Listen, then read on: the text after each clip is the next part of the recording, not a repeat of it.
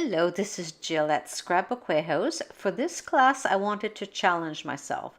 The challenge was to make a card with using only very few products. I had a design in mind, but I wasn't sure how it would turn out, so let's check it out together.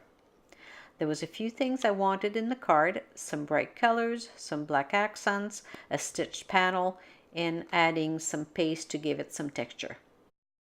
Firstly, I die cut my panel and use removable tape to secure it to my craft mat. Once I had chosen a stencil, I needed to figure out where I wanted to put it on the panel. I should have at this point marked my stencil so it would be a lot easier to put it back on the panel once the paste was dry. You'll see what I mean later. When putting paste on your palette knife, make sure that you have at least a good inch or so of paste on the knife and not just on the tip. Apply a good layer of paste and remove any excess off the panel and just put it back in the jar. Very slowly and carefully remove the stencil and soak it in water right away. I'm using my craft tool to remove the panel from the craft mat. This is a good time to remove any excess paste around the panel with your finger before it dries onto there. This is a good time to do a little cleanup. All the excess paste could go back in the jar and you could soak your stencil and your palette knife, because if the paste dries on there, it's not going to come off later. While my panel was set aside to dry, I stamped just a note using this great little stamp set from Avery Elle. It has a lot of fun and useful words on it. I also needed to cut the couple of pieces that I needed to finish my card in the black cardstock. At this point, I got impatient and I just couldn't wait for the paste to totally dry. So I used the heat gun to help it along a bit. And by doing that, my paste bubbled up in places.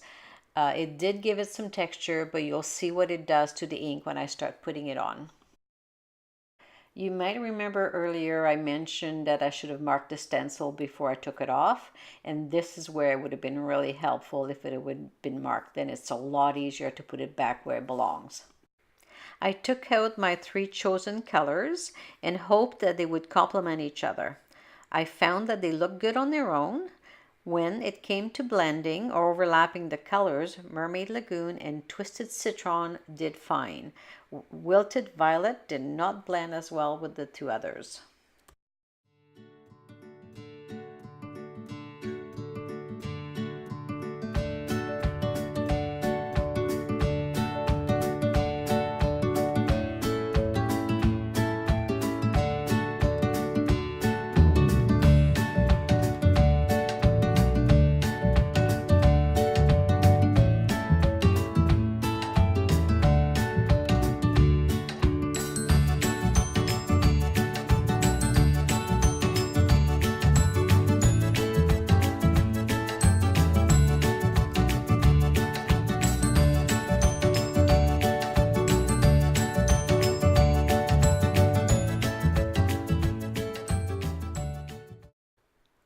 Well, this is it for our card today. You could always add sequins or nouveau drops to make the card more special.